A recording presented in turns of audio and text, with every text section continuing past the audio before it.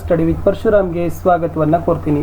ಇಂದು ದ್ವಿತೀಯ PUC ಮಧ್ಯವಾರ್ಷಿಕ ಪರೀಕ್ಷೆಗಾಗಿ ರಾಜ್ಯಶಾಸ್ತ್ರದಲ್ಲಿ ಮಾದರಿ ಪ್ರಶ್ನೆ ಪತ್ರಿಕೆ 1ರಲ್ಲಿ ಫಸ್ಟ್ ಮಾರ್ಕ್ಸ್ಗೆ ಬರ್ತಕ್ಕಂಥ ಒಂದು 15+ ಅಂಕಗಳನ್ನು ಆರಾಮಾಗಿ ನೀವು ಈ ವಿಡಿಯೋದಿಂದ ಗಳಿಸ್ಬೋದು.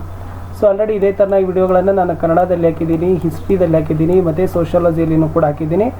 ಉಳಿದ ವಿಷಯಗಳ ವಿಡಿಯೋಗಳು ಬೇಗನೆ ಲೈನಪ್ ಮಾಡ್ತೀನಿ, ಅದನ್ನು ಸಹಿತ ನೋಡಿ.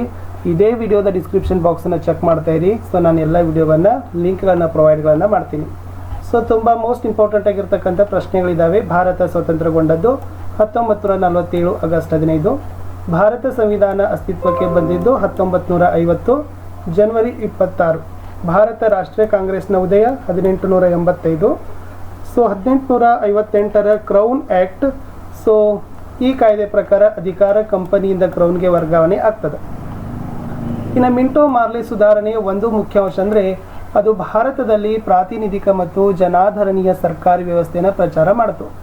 1919ರ ಭಾರತ ಸರ್ಕಾರದ ಒಂದು ಕಾಯ್ದೆ ಅಂದರೆ ಅದು ಕೇಂದ್ರ ಮತ್ತು ಪ್ರಾಂತ್ಯಗಳ ನಡುವೆ ಆಡಳಿತ ನಿರ್ವಹಣೆ ಹಂಚಿಕೆ ಮಾಡಿತು ಮತ್ತು ಆಯಾ ವಿಷಯಗಳ ಮೇಲೆ ಅಧಿಕಾರ ಚಲಾವಣೆ ಮತ್ತು ನಿಯಂತ್ರಣವನ್ನು ಮಾಡಿತು.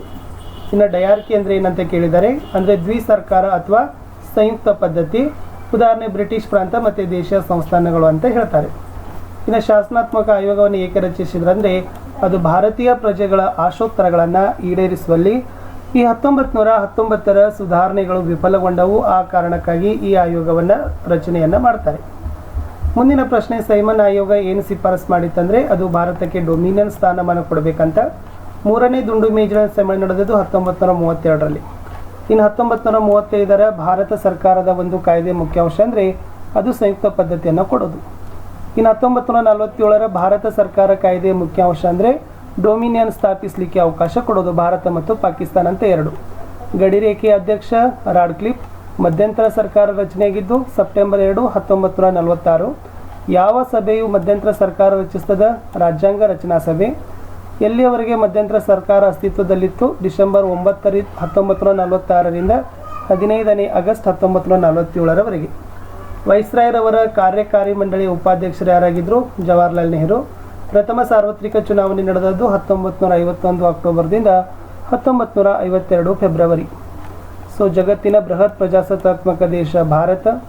ಸಂವಿಧಾನದ 370ನೆಯ ವಿಧಿ ಕಾಶ್ಮೀರಕ್ಕೆ ಪ್ರತ್ಯೇಕ ಸ್ಥಾನಮಾನ ಕೊಡ್ತದೆ. ರಾಜ್ಯಗಳ ಏಕೀಕರಣದ ರಿವಾರಿ ಸರ್ದಾರ್ ವಲ್ಲಭಾಯಿ ಪಟೇಲ್. ಉಕ್ಕಿನ ಮನುಷ್ಯ ಸರ್ದಾರ್ ವಲ್ಲಭಾಯಿ ಪಟೇಲ್. ಡಿಸೆಂಬರ್ 1953ಕ್ಕೆ ಈ ರಾಜ್ಯ ಪುನರ್ರಚನಾ ಆಯೋಗ ರಚನೆ ಆಗ್ತದೆ. ಇನ್ನು ರಾಜ್ಯ ಪುನರ್ರಚನಾ ಆಯೋಗದ ಸದಸ್ಯರು ಹೇಳ್ಬೋದ್ರೆ ಪನಿಕರ್ ಮತ್ತು ಹೃದಯನಾಥ್ ಕುಂದ್ರು. ಇನ್ನು ರಾಜ್ಯ ಪುನರ್ರಚನಾ ಕಾಯ್ದೆಯು ಅಂಗೀಕಾರವಾಗಿದ್ದು ನವೆಂಬರ್ 1956ಕ್ಕೆ. ಇನ್ನು 1956ರಲ್ಲಿ ರಾಜ್ಯ ಪುನರ್ರಚನಾ ಕಾಯ್ದೆಯು 14 ರಾಜ್ಯ 6 ಕೇಂದ್ರಾಡಳಿತ ಪ್ರದೇಶ ಮಾಡಲಿಕ್ಕೆ ಶಿಫಾರಸನ್ನು ಕೊಡ್ತದೆ. ಇನ್ನು ಬಾಂಬೆ ವಿಭಜನೆಯಾಗಿದ್ದು 1960. ಪಂಜಾಬ್ ವಿಭಜನೆಯಾಗಿದ್ದು 1966. 2014ರಲ್ಲಿ ಉದಯಗೊಂಡ ರಾಜ್ಯ ತೆಲಂಗಾಣ. 1935ರ ಕಾಯ್ದೆ ಭಾರತಕ್ಕೆ ಜವಾಬ್ದಾರಿಯುತ ಸರ್ಕಾರ ಕೊಡಬೇಕು ಅಂತ ಹೇಳ್ತದೆ. ಇನ್ನು 1935ರ ಕಾಯ್ದೆ ಅದು ಭಾರತದಲ್ಲಿ ಸಂಯುಕ್ತ ವ್ಯವಸ್ಥೆಗೆ ಅವಕಾಶ ಮಾಡಿಕೊಟ್ಟದ. ಪ್ರಥಮ ಲೋಕಸಭೆ ಸ್ಪೀಕರ್ ಮಾವಳಂಕರ್ ಅಂತ ಹೇಳ್ತಾರೆ. ಚುನಾವಣೆ ಪದದ ಮೂಲ ಪದ ಲ್ಯಾಟಿನ್ ಇಲಿಗ್ರಿ ಮತ್ತು ಈ ಎಲಿಗ್ರಿ ಪದದ ಅರ್ಥನೇ ಆರಿಸು ಅಥವಾ ಆಯ್ಕೆ ಮಾಡು. ಇನ್ನು ಚುನಾವಣೆ ಅಂದರೆ ಸಂವಿಧಾನದತ್ತವಾದ ಮತದಾನ ಹಕ್ಕಿನ ಮೂಲಕ ಸಾರ್ವತ್ರಿಕ ಚುನಾವಣೆಗಳಲ್ಲಿ ಪ್ರಜೆಗಳು ಪ್ರತಿನಿಧಿಗಳನ್ನು ಆಯ್ಕೆ ಮಾಡೋ ಪದ್ಧತಿ. ಇನ್ನು ಸಾರ್ವತ್ರಿಕ ಚುನಾವಣೆ ಅಂದರೆ ಶಾಸನ ಸಭೆಗಳಲ್ಲಿ ಜನಪ್ರತಿನಿಧಿಗಳನ್ನು ಆರಿಸಲು ದೇಶದ ಎಲ್ಲ ಮತದಾರರು ನಿಯತಕಾಲಿಕವಾಗಿ ನಡೀತಕ್ಕಂಥ ಚುನಾವಣೆಗಳಲ್ಲಿ ಮತ ಹಾಕುವ ಪದ್ಧತಿಯೇ ಸಾರ್ವತ್ರಿಕ ಚುನಾವಣೆ. ಉಪಚುನಾವಣೆ ಅರ್ಥ ನೋಡ್ಕೊಡ್ರಿ, ಮರು ಚುನಾವಣೆ, ಆಮೇಲೆ ಮಧ್ಯಂತರ ಚುನಾವಣೆ. ಒಂದಂತನೂ ಕೂಡ ಏನಾಗ್ತದಪ್ಪ ಅಂದರೆ ಡೆಫಿನೆಟಾಗಿ ಕೇಳ್ತಾರೆ. ಲೋಕಸಭಾ ಚುನಾವಣೆ ಮತ್ತು ವಿಧಾನಸಭಾ ಚುನಾವಣೆ ಪ್ರತ್ಯಕ್ಷ ಚುನಾವಣೆ ಅಂತ ಕರೀತಾರೆ. ಇನ್ನು ಪರೋಕ್ಷ ಚುನಾವಣೆಗಳು ಯಾವಪ್ಪ ಅಂದರೆ ಅದು ರಾಷ್ಟ್ರಪತಿ ಮತ್ತು ಉಪರಾಷ್ಟ್ರಪತಿಗೆ ನಡೀತಕ್ಕಂಥ ಚುನಾವಣೆ ಪರೋಕ್ಷ ಚುನಾವಣೆಗೆ ಉದಾಹರಣೆ ಆಗ್ತದೆ. 18 ವರ್ಷ ತುಂಬಿದ ಪುರುಷ ಮತ್ತು ಮಹಿಳೆಯರು ಮತ್ತು ತೃತೀಯ ಲಿಂಗಿಗಳು ಎಲ್ಲರೂ ಕೂಡ ಮತದಾನ ಮಾಡೋದೇ ವಯಸ್ಕ ಮತದಾನ ಪದ್ಧತಿ. ಮತದಾನದ ಕನಿಷ್ಠ ವಯೋಮಿತಿ 18 ವರ್ಷ. ಚುನಾವಣಾ ಆಯೋಗದ ಆಯುಕ್ತರನ್ನು ನೇಮಕ ಮಾಡೋರೇ ರಾಷ್ಟ್ರಪತಿ. ಆಮೇಲೆ ಚುನಾವಣಾ ಆಯೋಗದಲ್ಲಿ 2 ಸದಸ್ಯರಿರ್ತಾರೆ ಆಯುಕ್ತರ ಜೊತೆ. ಈ ಚುನಾವಣಾ ಆಯೋಗದ ಆಯುಕ್ತರ ಅಧಿಕಾರಾವಧಿ ಭಾರತದಲ್ಲಿ 6 ವರ್ಷ ಅಂತ ಹೇಳ್ತಾರೆ. EVM ಅಂದರೆ ಎಲೆಕ್ಟ್ರಾನಿಕ್ ವೋಟಿಂಗ್ ಮಷಿನ್. ಎಪಿಕ್ ಅಂದರೆ ಎಲೆಕ್ಟ್ರೋಸ್ ಫೋಟೋ ಐಡೆಂಟಿಟಿ ಕಾರ್ಡ್. ಮತದಾರರ ಗುರುತಿನ ಚೀಟಿ, ವಿದ್ಯುನ್ಮಾನ ಮತಯಂತ್ರ. ಇದ್ರದ್ದು ಕೂಡ ಅರ್ಥಗಳನ್ನು ನೋಡ್ಕೊಡ್ರಿ. ರಾಜಕೀಯ ಪಕ್ಷಗಳಂದ್ರೇನು?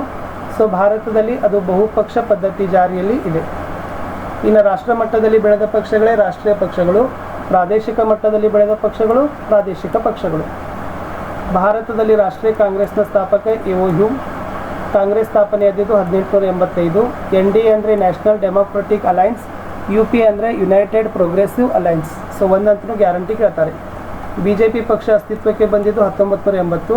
ಕಮ್ಯುನಿಸ್ಟ್ ಪಕ್ಷ ಅಸ್ತಿತ್ವಕ್ಕೆ ಬಂದಿದ್ದು 1924. ಶಾಸನಸಭೆಯ ಸದಸ್ಯರು ಒಂದು ಪಕ್ಷ ಬಿಟ್ಟು ಬೇರೆ ಪಕ್ಷ ಸೇರುವುದೇ ಪಕ್ಷಾಂತರ. ಪಕ್ಷಾಂತರ ನಿಷೇಧ ಕಾಯ್ದೆ ಜಾರಿಯಾಗಿದ್ದು 1985ಕ್ಕೆ. ಇನ್ನು ಪಕ್ಷಾಂತರಕ್ಕೆ ಇರ್ತಕ್ಕಂಥ ಇತರ ಹೆಸರುಗಳಿದ್ದಾವೆ. ಸೊ ಇದನ್ನು ಕೂಡ ಸ್ವಲ್ಪ ನೋಡ್ಕೊಡ್ರಿ. ಪಕ್ಷಾಂತರ ನಿಷೇಧ ಕಾಯ್ದೆ ಜಾರಿಗೆ ತಂದವರೇ ರಾಜೀವ್ ಗಾಂಧಿ. ನೋಟಾ ಅಂದರೆ ನನ್ ಆಫ್ ದ ಅಬವ್. ಆಡಳಿತದ ಪದಗಳನ್ನು ನೋಡ್ಕೊಡ್ರಿ, ಅದರ ಅರ್ಥ ಮೂಲ ಅದು ಕೂಡ ಇಂಪಾರ್ಟೆಂಟ್ ಇತ್ತು.